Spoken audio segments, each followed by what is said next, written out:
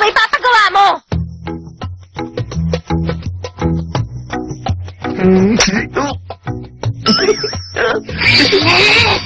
Eto.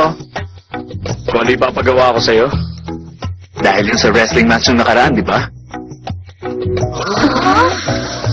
Kung sino makakagawa ng pinakamaraming tira, pwede niyang utusan ng isang beses yung natalo niya. Sige, payag ako. Kahit na si Hikari ang nanalo sa laban nila, natalo naman siya ni Kay sa dami ng naitira niya. Baka naman yung nakakahiyang ipagawa niya. Kawawa naman si Hikari pag nagkataon.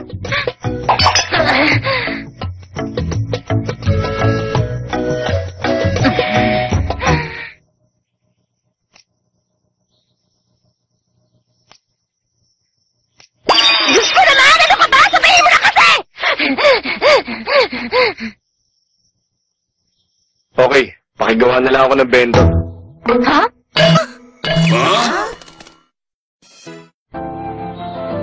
Rice balls! Devotion! Hindi ba kayo mag-aalmusal, Master? Hindi na, okay lang. Alis na ako.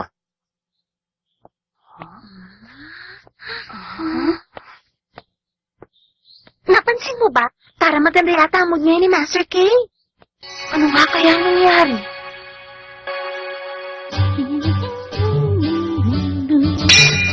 Ayos! Gagawin ko na! Hikari, ano ba yung ginagawa mo dyan?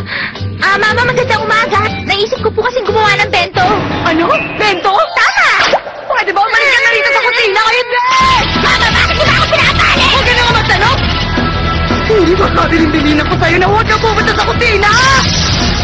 Payagan niyo na ako. Hindi!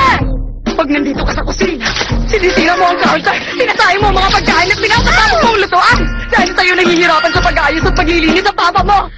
Pero kailangan ko pong gumawa ng bento para kay Takashima. Kung gano'n mas lalong hindi kita papayagan na magluto dito sa bahay ng bento na yan! Oy, Akira! Ay, ikaw pala, Hikari. Magandang umaga. Tamang-tama ang dating mo, gumagawa ako ng tea. Pasensya ka na, Akira. Pero pwede ko ba magamit ang kusina? Ano? Ang kusina? Oo naman, sige. Wow! Tingnan mo, ang ganda naman pala ng lugar na to. Ibang-iba talaga to sa kusina namin sa bahay. Pinilit ko si Tadashi na ipagawa ito sa principal para sa atin. Dito na rin ako nagluluto ng lunch natin. Sandali, Akira. Hindi ba maganda ang mood mo ngayon? Kawawa pa ng Angel Hikari ko! Bakit sabi na sa pinapagawa ng nakakainis na kinay ng bento niya? Kasi nga ako natalo sa contest naming dalawa. Sige na nga, pero ako muna titikim ng lulutuin mo, ha? Okay? Oo pa! Gagawa ako ng isang napakasarap na bento at sigurado ako magugulat sa Takashima!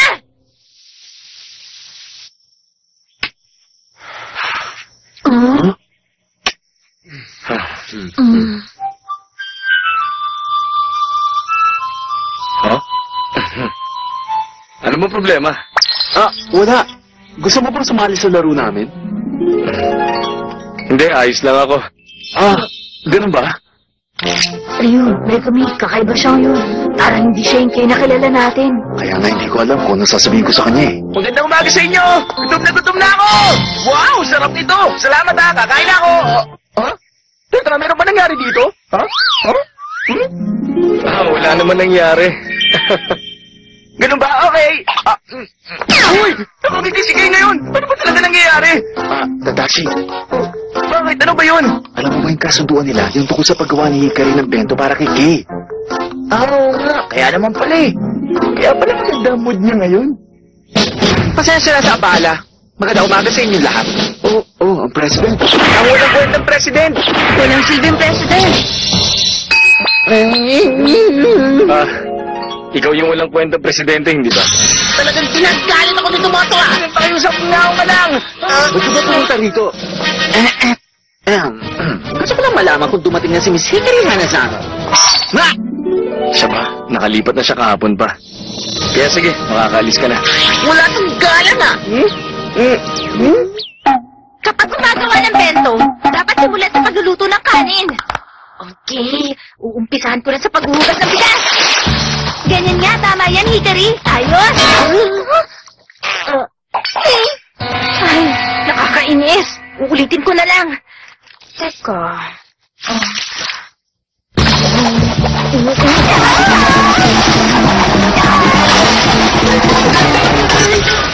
Teka. Ang lakas ng halo mo. Oo nga. Sige, sisiguruhin kong hindi na to tatapon ulit ngayon. Durugin.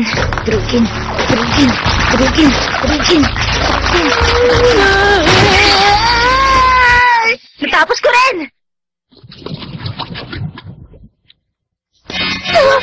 Ano yung nangyari sa bigas? Nawala yung totoong itsura! Naku, Hikari, pakiramdam ko parang bigla yata sumamaan tiyan ko.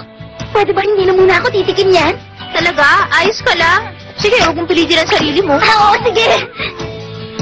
Natapos ko na rin. Hihintayin ko na lang itong maluto.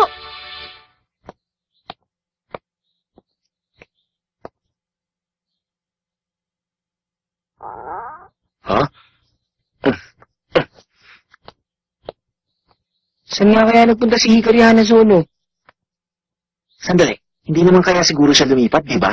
Ano sa tingin mo? Naku, munti ko na makalimutan yung seaweed. Nagluluto siya. Bakit kaya? Hindi ko alam. Baka meron siya pagbibigyan ng bento. Ano ka mo, bento? Ibig sabihin gumagawa pala ngayon ng bento si Hikari Hanazono? Huh? Baka para sa akin yung ginagawa niya! Hindi, tsaka wala naman nagsasabing para sa iyo yun, no? Ang bento ni Hikari!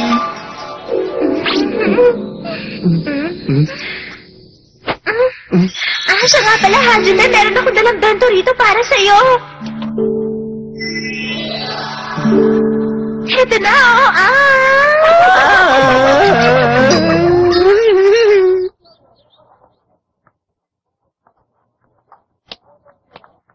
Ay, pambihira. Bento na naman ang baon ko. Ano naman ang masama doon? Ginawa yan ng mama mo para sa'yo. Oo nga, sa tingin ko tama ka. Pero yun at yun na lang kasi ang baon ko eh.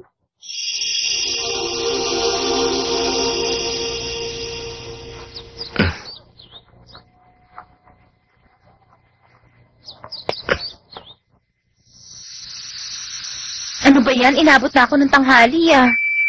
Oh? Mukhang luto na. Ang tigas! Nakakapagtaka naman. Ang akala ko talaga malambot na yung pagkakaluto nito.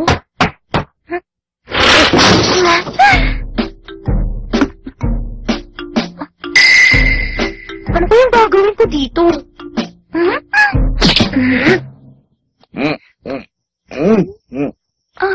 Kumakain na kami ng lunch, Kay. Gusto mo bang sumalo sa amin? Kain na kayo, huwag niyo ako intindihin. Hindi pa naman ako nagugutom eh, busog pa ako. Ang sabi, matatapos na raw yung bento na ginagawa ni Hikari. Tama, kanina umaga niya pa yung ginagawa. Pero huwag ka masyado mag-expect sa niluto niya. Takashima, tapos na ako! Sorry kung natagalan ako.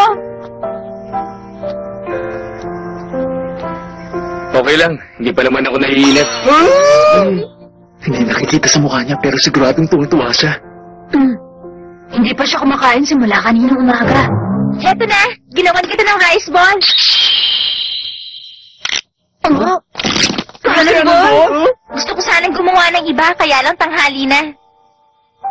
Heto na!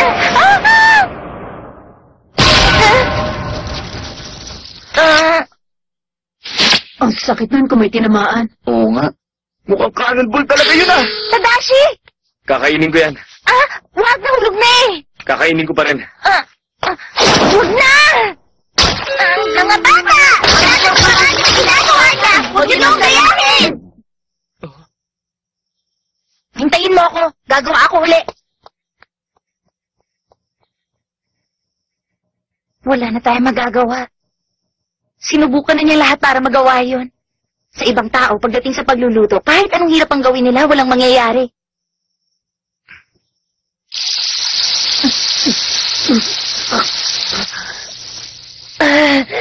Muntik na yun ah.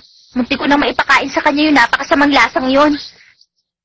Kung iisipin nga naman, simula yata pagkabata, wala pa akong naluluto ng maayos na kahit ano. Hindi, magagawa ko yun kung magtsatsaga ako. Hikari. Pasensya na. kung pinagawa kita na mahirap para sa'yo. Ah?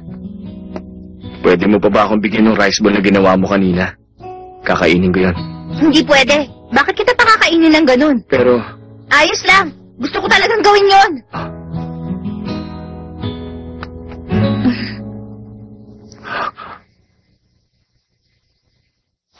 Kailangan kong gawin ko ano yung napagkasunduan natin, hindi ba?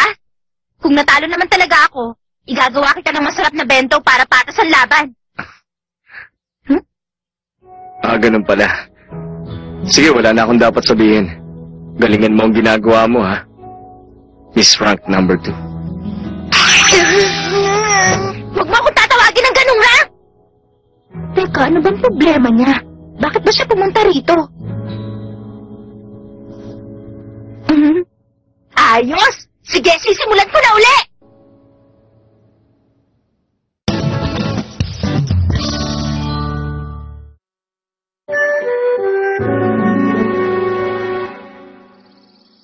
Sige na, kainin na natin ang mga baon nating bento.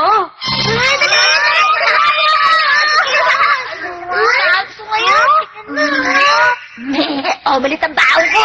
Ako, tubos ang baon ko ngayon. Ginawa naman ako ni Mama ng rice ball. Master ko.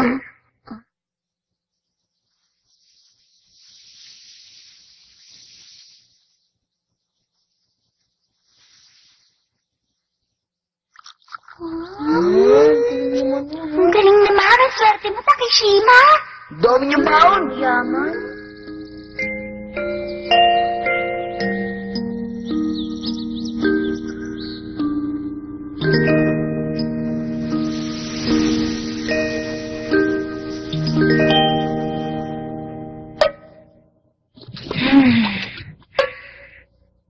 Kahit anong gawin ko, talaga nadudurog ang bigas. Ano bang mali sa ginawa ko? Baka naman masyadong malakas tong kamay ko. Kung ganun, dapat humanap ako ng matigas na bigas. Yung klase ng bigas na hindi madaling nadudurog. Ang sabi dito, inabikari ang green rice na hindi nadudurog. Ito na nga! Sige, oras na para simulan ko uli yun. Okay!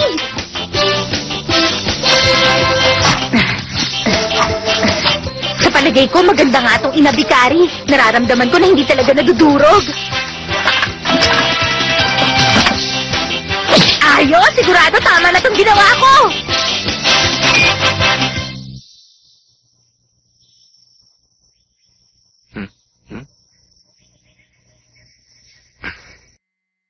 Naganda ako ng kimanti para ngayong hapon. Naiiba ito dahil sa amoy niya na parang orchid. Kahit ano, ayos lang. Ito pa, oh.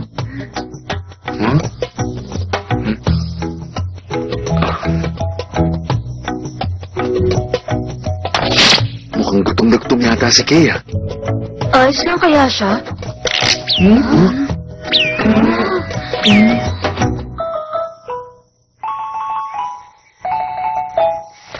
Sandali, titignan ko si Hikari.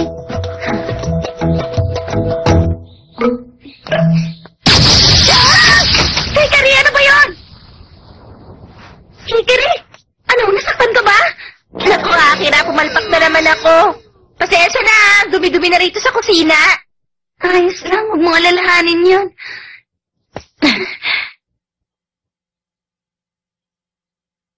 Sige, yun lang ang susunod.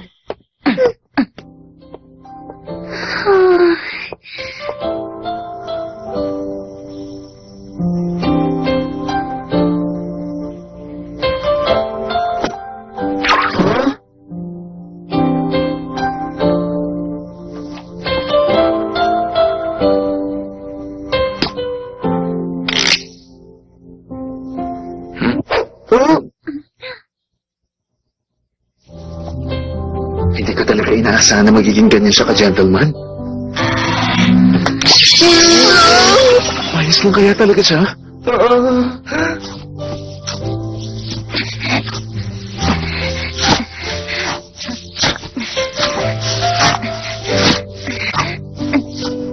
Gusto mo bang turuan kita kung paano hugasan yung bigas? Mawawala ng saysay ang lahat. Natalo ako sa contest kaya gagawin ko to na mag-isa para patas. Ang kaso lang, hindi ngayon ang tamang oras para sabihin yan. Hindi pwede. Para na rin tinanggap ko ang pagkatalo pag hinayaan kitang ipakita yun sa akin. Hikari. Oh, gumagawa pa rin siya? Tadashi, ano ba? Bakit ba nandito ka?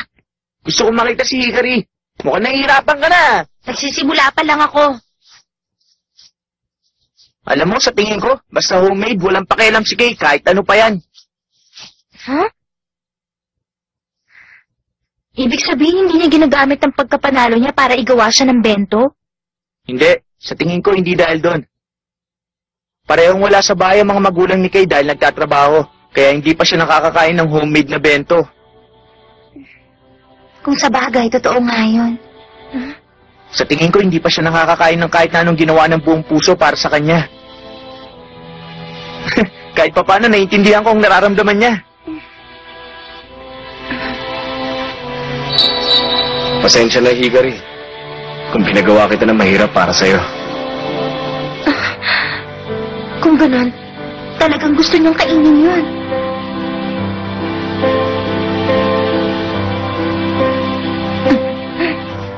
Huh? Akira, turuan mo na ako. Ha? Sige, gagawin ko na. Gagawin ko para kay Takashima.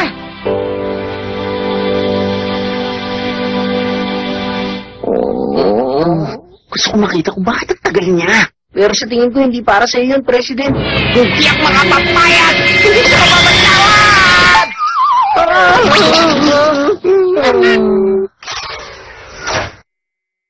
Tapos na! Huh? Takashima, natapos na rin ako. Sabihin mo nga, gaano katagal mo ba ako balang paghintayin? Napagod na tuloy ako sa kakahintay.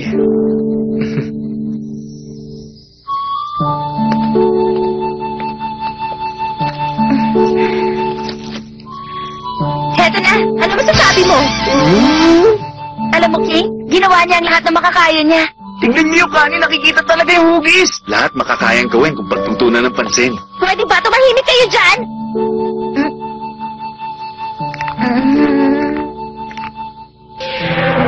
Parang bigla yata akong kinabahan. Sige, okay na nga. Tinatanggap ko na. Akin na to, oh. Para lang sa gutom na presidente ng Student Council na si Hajima ang rice ball na ito. Maraming salamat sa rice ball!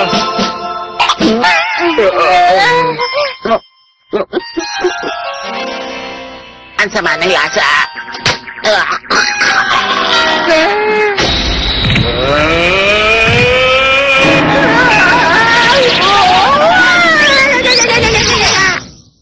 Ano kaya nangyari sa isang yun? Ewan ko.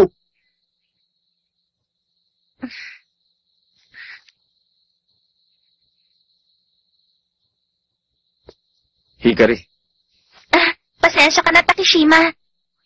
Muntik na naman kitang mapakain ng pagkain na masama ang lasa.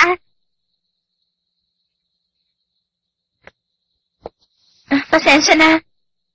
Sorry talaga. akin na. Oh, Kakainin ko tong ginawa mo. ha? Kaso lang. Umpisahan uli natin sa simula. Iabot mo uli sa akin ang rice balls na ito. Oo. Ngayon na. Oh, Tinatanggap ko na.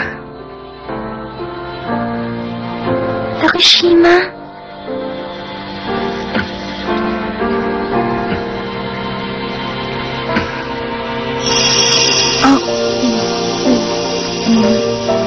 Sira yung presidente ng student council. Ang sarap-sarap nga nito eh.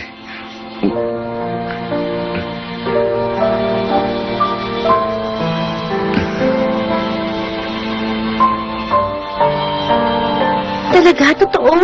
Oo, masarap. Talaga? Salamat naman.